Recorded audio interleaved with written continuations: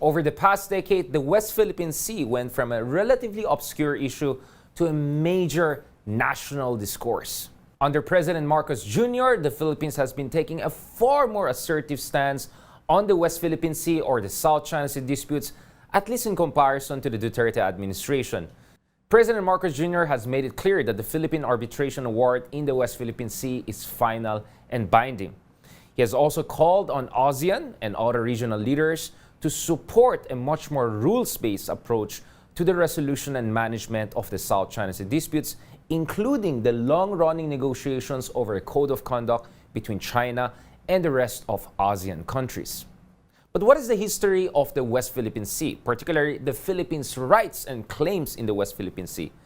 What have different Filipino administrations done throughout the decades to protect the Philippine interests in the area? And more importantly, what was the value of the Philippines Arbitration Award victory against China back in 2016? May ambag ba yan? Does it have a value for the Philippines? Was that arbitration award just a piece of trash paper, as China and some of its supporters would try to put it? Or was it more important and more consequential in helping the Philippines and smaller countries in the region to protect their interests? To better understand this issue, we're going to talk to arguably one of the leading scholars and experts on the West Philippine Sea. Joining us tonight is maritime law expert and Professor J. Batongbacal. Thank you very much, Dr. Batongbacal, for joining us. Welcome, Richard, and thanks for inviting. This is a new show. Yeah, I know. We have had so many conversations throughout the past decade, I could say, and it's been quite a pleasure really discussing, making sense out of the wild swings in Philippine foreign policy towards the West Philippine Sea. Now, speaking of wild swings, let's start with that. Yeah. I've been writing on the South China Sea for 10 years. You have been dealing with this for a far longer time. Were you surprised by, assuming you agree, the recalibration or repivoting that we're seeing under Ferdinand Marcos Jr.? Because if I'm not mistaken, a lot of people, not yours truly, but people were suggesting, oh my goodness, if Marcos Jr. wins, it's going to be Duterte 2.0, meaning more pro-China, more problems with the U.S. But it doesn't look that way, does it? Yeah, quite honestly, I was pleasantly surprised because during the campaign, he was really just echoing Duterte's statements and lines. No? But apparently that changed. No? And once he had won the presidency, there was a slow turnaround, which accelerated in recent months. No? So I guess it is a pleasant surprise for us. But on the other hand, the swing was more in line towards what we wanted for Philippine foreign policy to be under the previous administration. So I guess we're really observing very carefully. For so far, it seems like he's on the right track, and it's turning out to be a robust foreign policy for now. So we hope that this can be sustained over the next few years of his administration. Right. So you're saying it's more of like a correction of some of the excesses or misalignments. Yeah, probably that would be a good way to put it. No, certainly the radical swing under Duterte has been corrected quite a bit. No, so the question is whether this swing will go even further than say the Aquino administration at this point, but. Well, things are still developing after all, and it's still early in his administration. I'm glad you mentioned Aquino because some would say Marcos Jr. is more like an Aquino on foreign policy than a Duterte, which is quite another interesting thing, right? Yes. Again, only in the Philippines, right? This kind of surprises. Well, actually, even during Aquino's time, it was quite ironic that he was actually in a way defending a Marcosian legacy, the claim to the Philippine EEZ, the claim to the Kalayaan Island Group. I mean, those were all established during the regime of Marcos Sr. And he was really going all out to defend that claim. And many people don't seem to realize that, that the West Philippine Sea, as it has been designated, is actually established during the time of former President Marcos Sr. Again, I appreciate you saying that because one reason why I was always skeptical of the second Duterte kind of arguments is the fact that I always believe Marcos Jr. because he has been living in his father's shadow, will be more like the Marcos Sr. than Tatay Digong, right? When it comes to approach to West Philippine Sea. And we very much saw that bearing out over the past year. And, we had conversation with folks, including Ambassador Romualdez, who kind of confirmed that based on his own exchanges, that the role was a cousin, obviously. Who also observed that Marcos Jr. picked a thing or two from his father. Not to mention, as heir apparent, he was very much part of the family diplomacy, including normalization of ties with Maoist China. Can you talk more about the Marcos legacy? Because when people say Marcos Sr. or just the name Marcos, it's so polarizing that it's so difficult to have a proper, objective historical analysis. I think anyone with a reasonable understanding of history knows what's happened domestically in terms of economics, human rights, and all. The evidence is out there. We're not here to debate that, but I think the black box for a lot of people is, in my opinion, a proper appreciation of actually what Marcos Sr. did for our foreign policy. I would say he was among the more astute presidents we have had, and among the smartest, I think, in the post-colonial world. If you look at Marcos Sr., he had the U.S. alliance, but at the same time, he always reached out to Maoist China. He reached out even to the Soviet Union. You can call it multi-alignment or multi-vector, which I see a lot of parallel with the sun right now. Of course, now it's a different Cold War. It's not the same Cold War. But can you tell us more about, Dr. Batongbacal, about what Marcos did for the West Philippine Sea? Why is our current understanding of West Philippine Sea very much rooted in the Marcosian approach to territorial defense? Yeah. Well, I think you have to really look back and trace the history of Philippine Take your maritime time. Yeah, claims. we need to do this. Yeah. From the 1950s, we had been always claiming the so-called Treaty of Paris lines, which, while it was in the Philippine national interest, it actually did not conform with international law. Not aligned.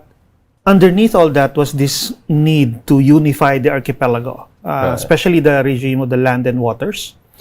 And so the idea of the original Philippine maritime claims was to create the so-called Archipelagic doctrine, which unified the lands and waters of the country. That clashed with international law because as far as the international community was concerned, the Philippines was just a set of islands. Right. And the inter-island waters between many islands were the high seas as far as the international community was concerned. So they did not consider us as a single unified unit. So in the 1960s, in the course of negotiations, repeated negotiations over the Law of the Sea Convention, the Philippine position was to push this idea of unity, and in a way they made some progress because by the 1970s they were able to convince the international community to accept the idea of the so-called archipelagic state, which established that unity of land and water. That's why that's where the international community recognized that the Philippines and other archipelagos like Indonesia could have sovereignty over their inter-island waters. These were no longer high seas, basically. They would recognize that. But of course, there came compromises. We still didn't get the maximum, which was the entire Treaty of Paris lines, which is a box. Which is like, exactly a square it's an like arbitrary that. box around the country. If people look at the map, it clearly is not something aligned to what we understand in modern international law. So the compromise was, we will recognize the islands as one archipelago, one unit. It basically created one big a triangular shaped land mass and mass of water and land. But from there, the international community would recognize the maritime zones under UNCLOS, so territorial seas, exclusive economic zone, and continental shelf. By that time, the concept of the exclusive economic zone was new, actually, and this was a concept that was essentially proposed by the developing countries. Okay. Again, this is in line with that drive especially for developing countries to ensure control of their natural resources, because out of the colonial experience, they were afraid that developed countries in the West would continue to exploit them. So that's why they pushed for this easy concept. And we thought it was a good idea. You're referring to the United Nations Convention of the Sea negotiations, right? Yes. So Ambassador Jalal, people from Indonesia. In our part, it was Ambassador Arturo Tolentino. Exactly, Solicitor General Estelito Mendoza. At the time, they were the core of the team, and it was for during the I think, if I'm not mistaken, it was during the first term of Marcos that this idea started to really come together, such that when the third conference on the law of the sea opened in 1973, that was firmly under the Marcos administration already. And they pushed these ideas of, again, recognition of the archipelagic state, the exclusive economic zone, and also the expansion of the continental shelf to coincide with the EEZ. So those positions, the negotiations to really expand the Philippines maritime jurisdiction took place during the administration of Ferdinand Marcos Sr. Their culmination was really... And it was when the UNCLOS was finally, finalized and opened for signature. Right. The Philippines, under Marcos, was the one that actually signed it in 82, and then 2 years later in 84 ratified it after a long debate in the interim Batasang Pambansa at the time. So the whole foundation of the what we claim as West Philippine Sea, and that's really a Marcos legacy, right? Yes. And also the Kalayaan Island Group claim, which is separate. And the infrastructure built there, right? Because among the first countries to build a modern airstrip was actually the Philippines, right? Dun sa Pag-asa, Tito Island. Yes. And then ginaya na lang ng mga Vietnamese, ginaya ng mga Taiwanese, and now, of course, the Chinese on a completely different level, right? Yeah. So, in a way, were it not for Ferdinand Marcos Sr. Making these decisions to claim the Kalayaan Island Group, to establish the Philippine EEZ, and to also ratify UNCLOS, were it not for that, I don't know, it might have taken a lot longer.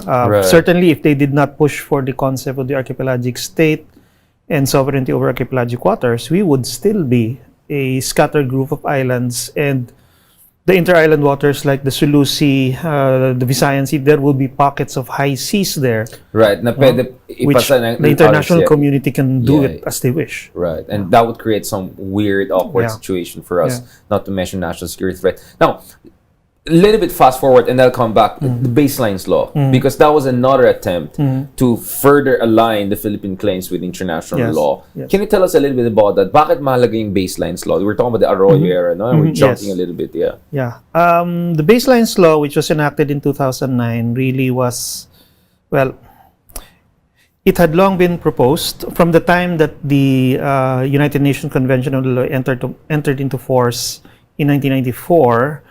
I think, if I'm not mistaken, Senator Leticia Shahani filed the first bill to actually redraw the baselines and make it conform with UNCLOS. And that would have been its way of fulfilling the Philippines' commitment to harmonize its laws with UNCLOS. So, but basically the Congress had other priorities for a long time. Until 2009, when finally there was a real push to enact this new baselines law. By push, are you referring to the joint Malaysia-Vietnamese submission to the... no, this is not external. At the time, the actual motivation was, in a way, the sense of insecurity generated by the controversy during the Arroyo administration. You mean the JMSU, the Joint Maritime Seismic JMSU. And the fear raised that allegedly basically sold out to the Chinese. Right. So the reaction was to redraw the baselines to establish archipelagic baselines around these areas. But as it went through the legislative mill, cooler heads prevailed, that such kind of an action actually might still open the Philippines to protests and claims. So eventually, RA 9522 was agreed upon, and that drew the archipelagic baselines of the Philippines in accordance with UNCLOS, and also established the separate island territories of the Philippines, Bajo de Masinloc, Scarborough Shoal, and Kalayaan Island Group, separate island territories entitled to their own maritime zones under UNCLOS Article 121, or the regime of islands. So that was basically the first step, probably the most important step in beginning now to really implement UNCLOS and harmonize our domestic law, as well as lay the basis for maritime zones in accordance with UNCLOS.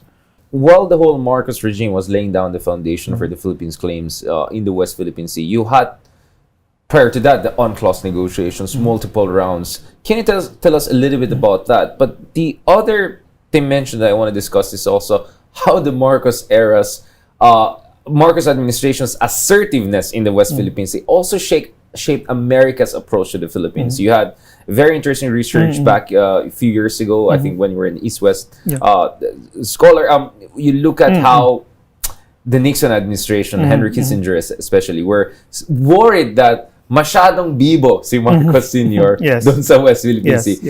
So I know the typical attack on his tuta ng America, etc., but actually was very bibo in asserting Philippine claims. I want to understand these two things because both have to do about how post-colonial countries were very assertive in the 60s and 70s and all. One, Marcos, and then one also the post-colonial nations in general, and how that scared actually the big boys, the Americans. Can we first talk about the UNCLOS?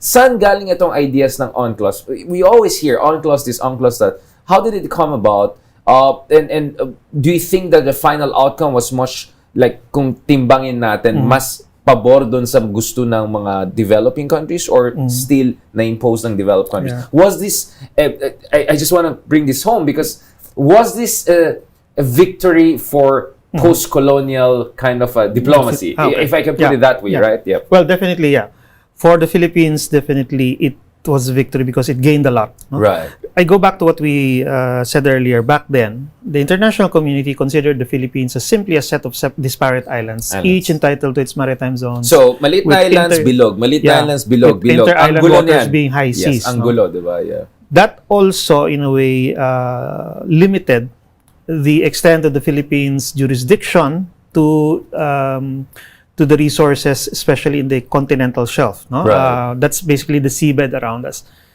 And the thing was that by the 1960s, mid-60s, late 60s, even in the Philippines, they realized that there was a lot of potential petroleum resources in areas in which the Philippines' claim might be questioned, particularly Reed Bank.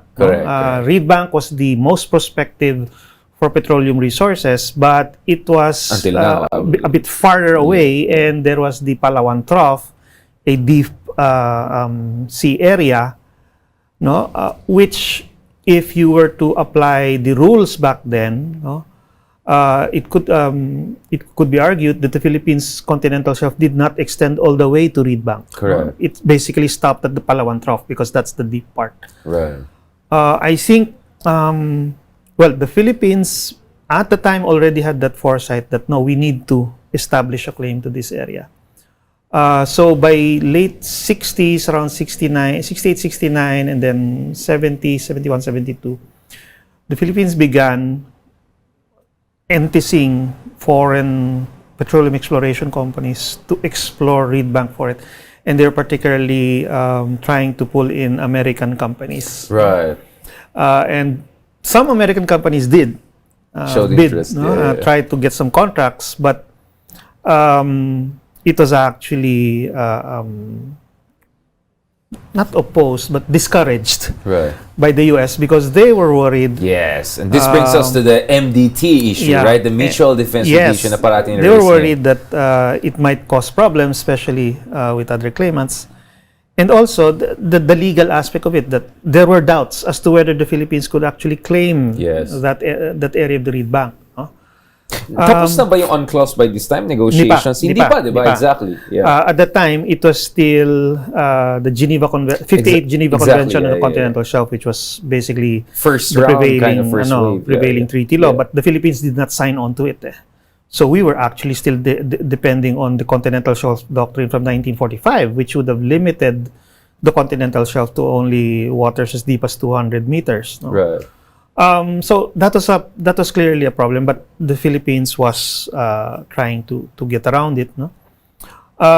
So that's why during the negotiations for UNCLOS, there was that chance now to push our jurisdiction outward. And I think that's one reason why we participated very, very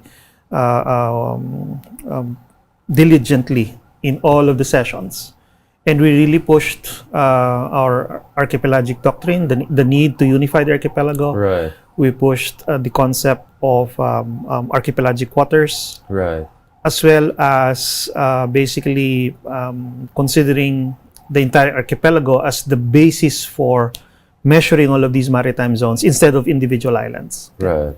So during the negotiations, nearly 10 years of negotiations, we, together with Indonesia and 3 other large archipelagic states, formed the so-called Archipelago Group, Right. which really pushed for this concept. It was totally new.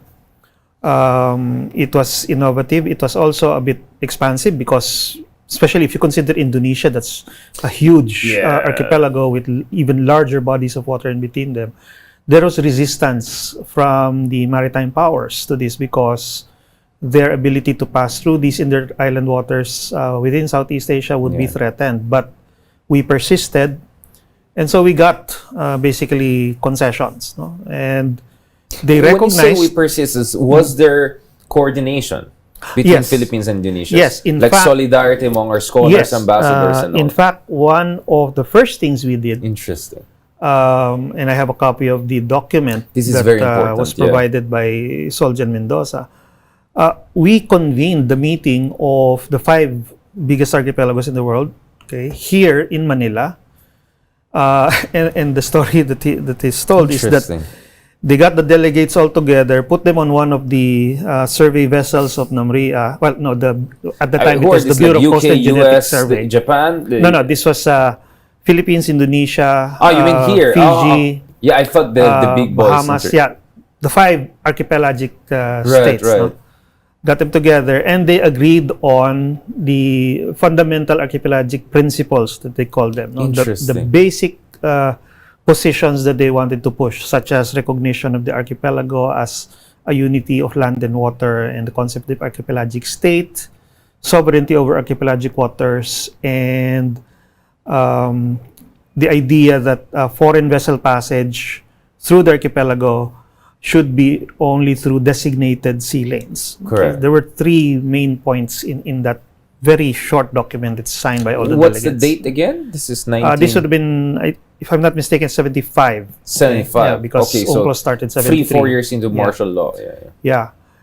And the funny story was that they got all the delegates together, put them on this boat, sailed to the middle of Manila Bay, to hammer out this document, and they were told that, supposedly they were told that they're not going to go back to shore I was saying, until we finish this. There's like a mafia thing. Once you get in, you cannot, unless you sign the document. It was quite funny. But after all, I mean, it was.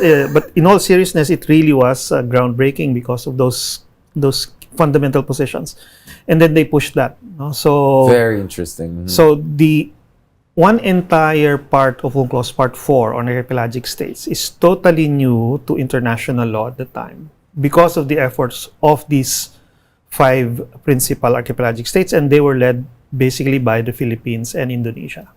Nonetheless, that attitude of the Philippines of trying to get the Americans to take a position, to make a commitment, basically to protect our troops in these areas. To shotgun marriage them into that aspect, Basically, we persisted. So if it didn't work then, they tried other ways. Yeah. So again, during the Marcos administration, what they found was that they had levers, and the lever was basically the bases. Subic Clark, Subic and Clark. So this is the classic tail wagging the dog kind of situation, sort of, right? Because throughout the late 60s, early 70s, the Philippines kept trying to get the U.S. to reduce the time period of the basis agreement and also extract more and more concessions each time. No?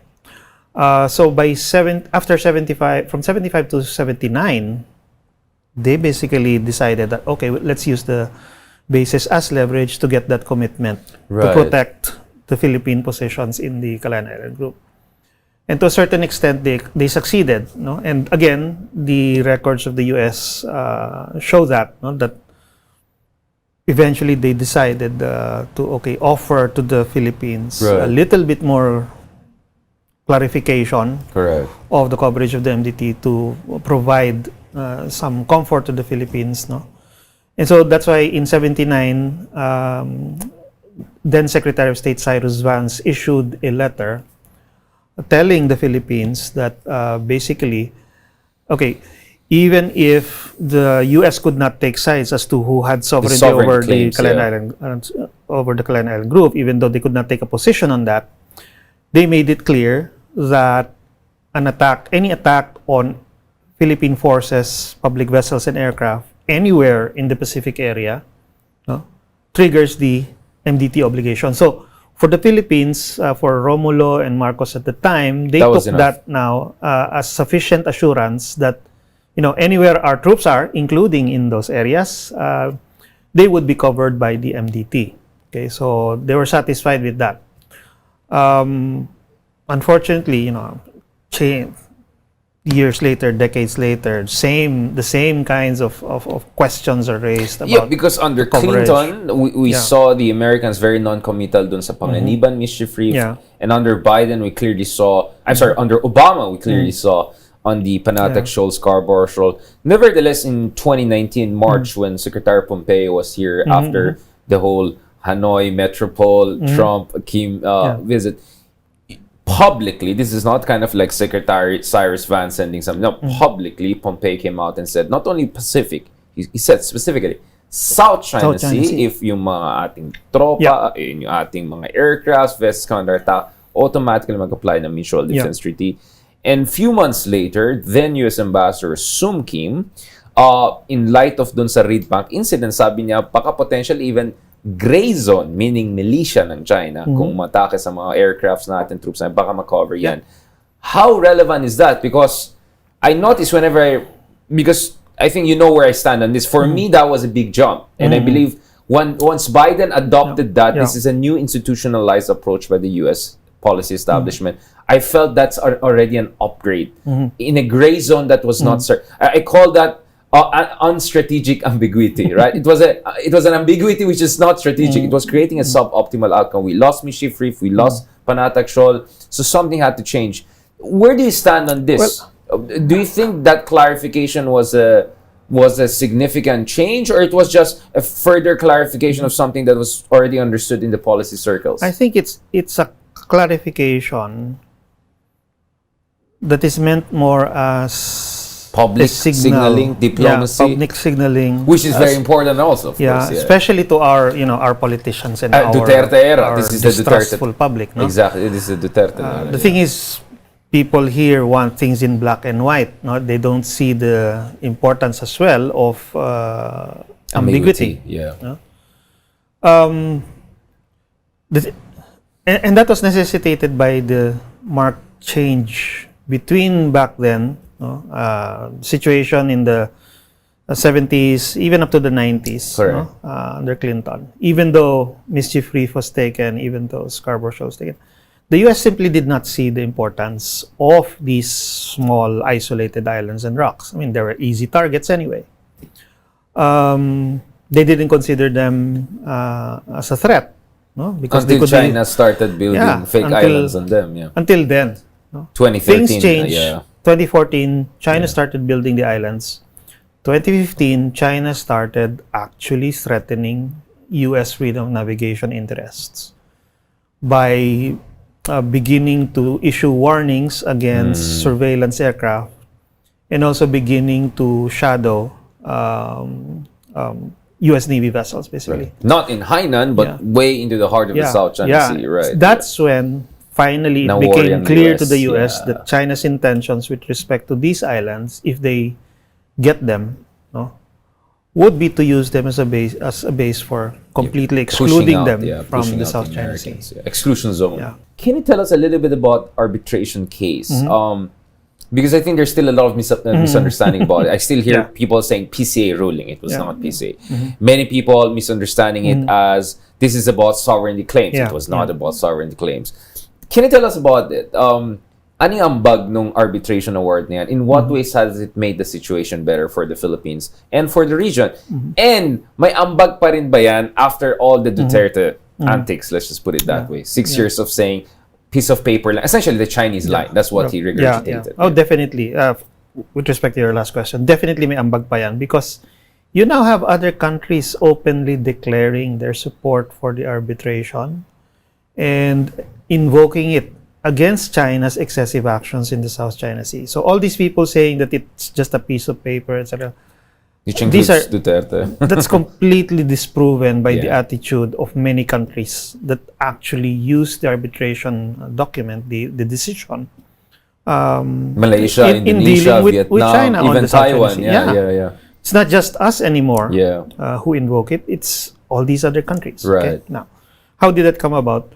Well, if you recall, in 2012, China took control of Scarborough Shoal. Okay. And the Philippines basically, of course, could not use force to take it back. The Philippines also suffered, well, it was a serious loss, not just physically, but, reputation, in terms of reputation and standing in the international community. Okay?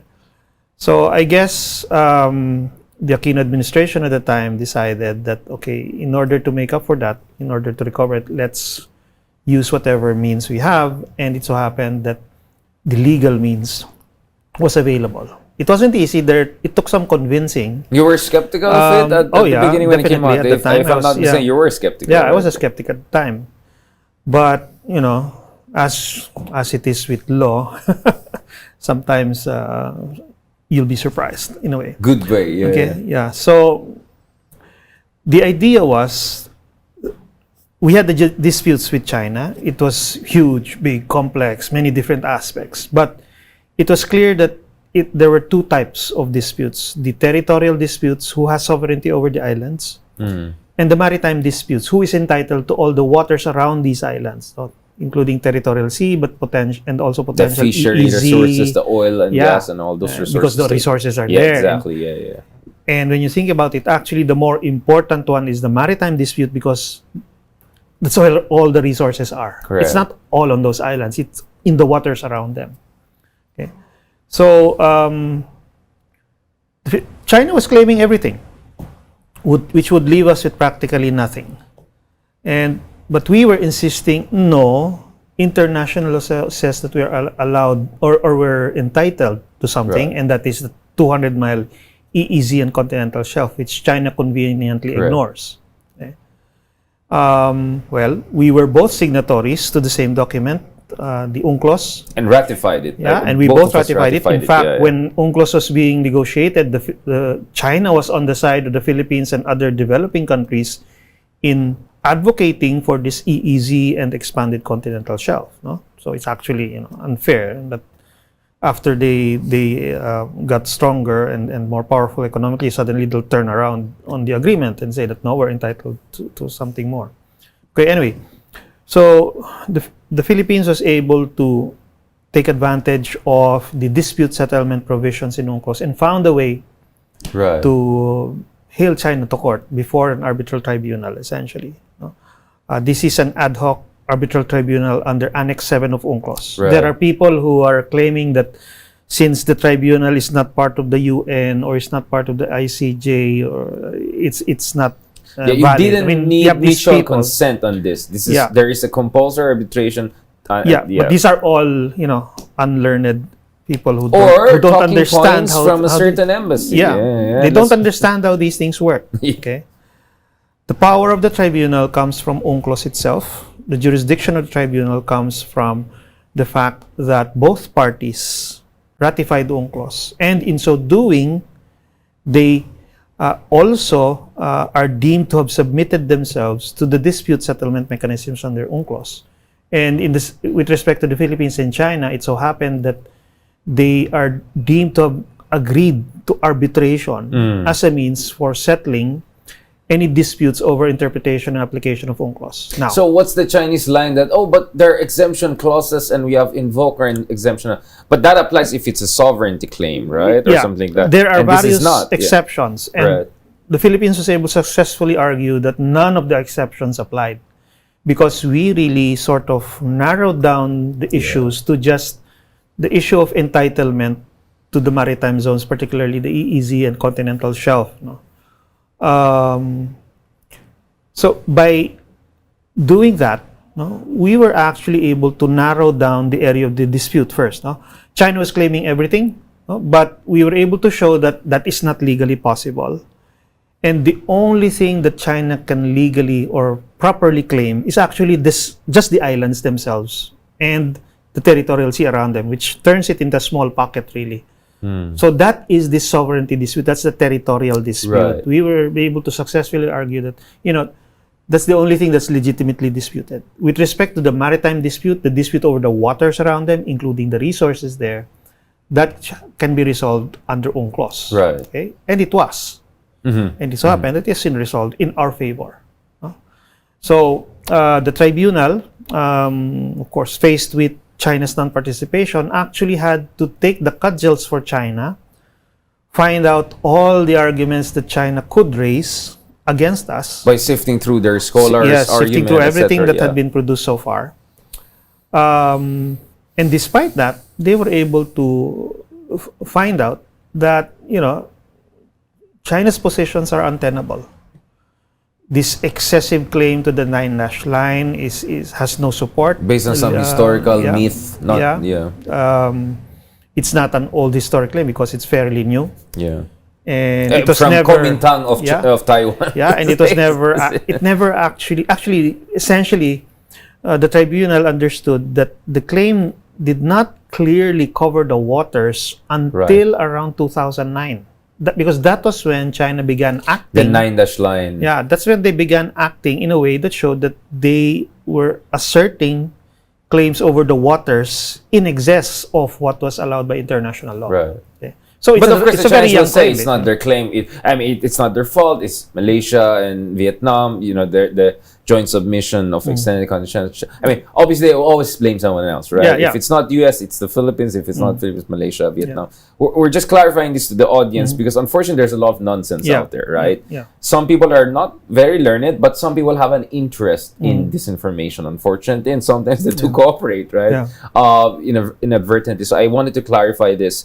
Now, the thing is, of course, the arbitration award is not only being invoked by some of our neighbors to defend their claims, but it also gave kind of a legal justification for America's aggressively expanded freedom of navigation operations, right? Well, in a way, doesn't it make easier for them and also make it easier also for European countries, other countries to say, hey, see, China has no business of claiming these fake islands, so we can pass within their 24 or even 12 nautical miles in the case of U.S. U.S. freedom navigation operations began even before the tribunal Exactly, had but issued its the decisions, frequency, the aggressiveness, the number of warships. Well, definitely, what you could say is Isn't that there correlation there? there probably is a correlation in the sense that since the time that the tribunal's decision was promulgated, the support for the U.S. position,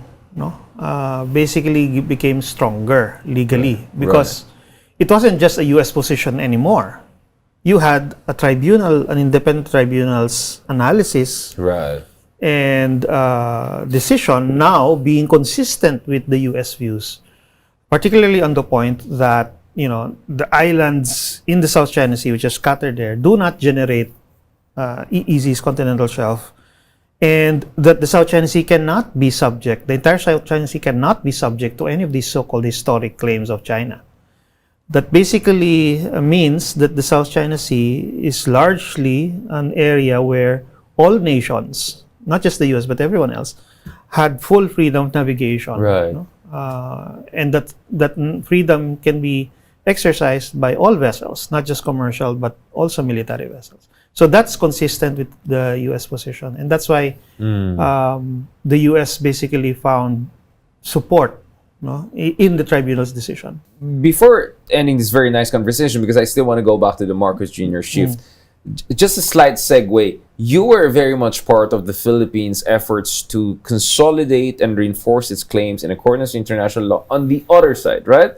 Benham Rise, right? And of course, Benham Rise is, for me, more and more important now in light of EDCA, because some of the bases of EDCA actually have orientation towards Philippine Sea. I know everyone talks about Taiwan, but I said, by the way, don't forget, we need domain awareness also on the other side, where we're basically blind from an operational standpoint. True. Can you tell us a little bit about the Benham Rise? Because puro na lang tayong West Philippine Sea, but ang laki pang, mas malaki pa yung kabila, di ba? Like, what's going on there? Yeah. Well, Benham Rise is, well, it's ours. I mean, the claim has already been validated by the CLCS, and there are no other claimants. Even China had to admit that, Benham Rise jurisdiction and the entitlement to the resources of the seabed there, it really is the Philippines. And they don't have any claim over that. But they have like submarines and all passing by there. Right? Yeah, but the Benham Rise, our jurisdiction there is only over seabed resources, so any potential petroleum, possibly mineral resources, or even maybe in the future the genetic resources. Those are the ones that are assuredly ours. The use of the waters above Benham Rise is still free for all. It's, after all, part of the high seas, because the extended continental shelf jurisdiction flows only over the seabed, not the waters above the seabed. So definitely we have interest there as well, no? But the interest over the resources, probably that is something for the future, because we still need to develop the technology and the economically feasible ways of exploiting those resources. In the meantime, right now, what is going on there, what we're probably keen on observing, is the increased military activity because of China. China has been expanding its Air Force and Navy operations, no? And a lot of it is taking place in that area, that expansion, because it's a straight line to the area, the Okinawa, the Ryukyus area, where they cross through or between Taiwan and Japan. No?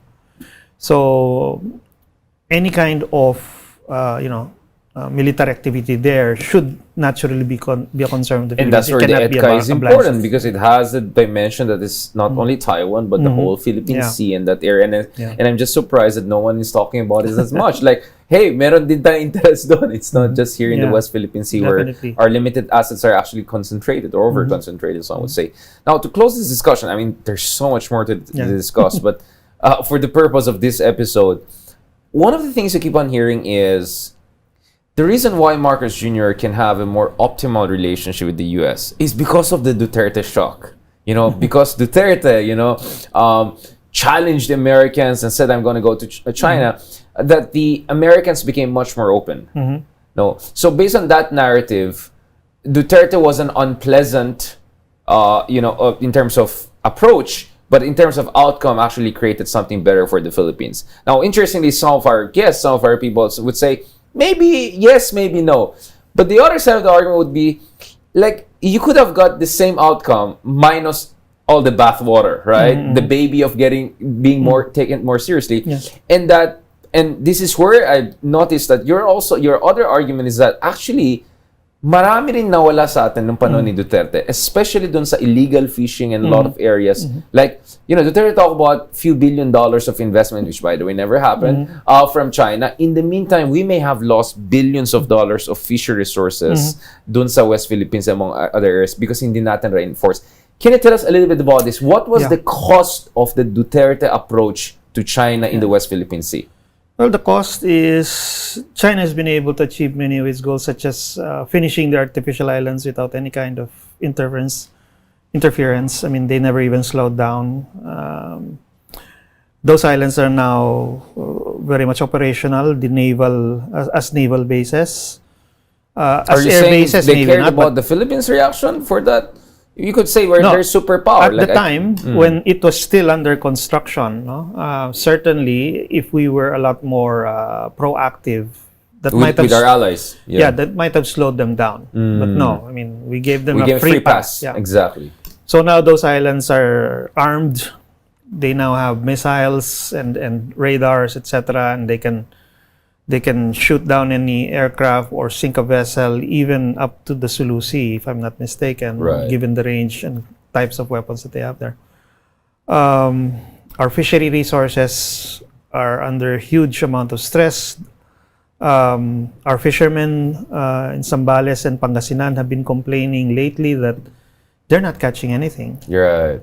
And I think even our commercial fishery sector, the bigger ones are also now concerned. Suffering, We're basically losing fishing grounds on the West Philippine Sea, And it's not just due to overfishing, but even economically, Right. it's become increasingly unprofitable for them because they can't even stay long due to the interference or the intimidation of Chinese Right. vessels. The cost is just too So high. the cost is high. Which is It's- probably part of their strategy. Yeah, and it's what's contributing to high food prices, no? Fish, Right. Food security. not just scarcity, but high prices of whatever fish there is, no? And basically, and loss not of developing security. RITPAN too, right? I mean, yung Yeah, and Malampay is we're running losing. out, yeah. Definitely, no one has quantified what would be the opportunity cost. Yeah, basically. Although there was a loss, UP no? Marine Science Institute that said conservatively we're looking at $600 million annual in terms of ecological damage, Yeah. fisheries and all. But as I said, you're not looking at the opportunity because this is just the accounting Yeah. cost. Opportunity cost, what oil industries, fisher we could have developed. So we're Yeah. talking about potentially tens of billions of dollars annually. Yeah, the fact that we were not able to develop a field 10 years ago Right. is impacting on our energy security now. Right. Like we're brownouts, yeah. brownouts, etc. And it's because energy supplies are so tight. Right. No? There's very little margin, and Walang cushion. that's partly because we don't have the ready supply.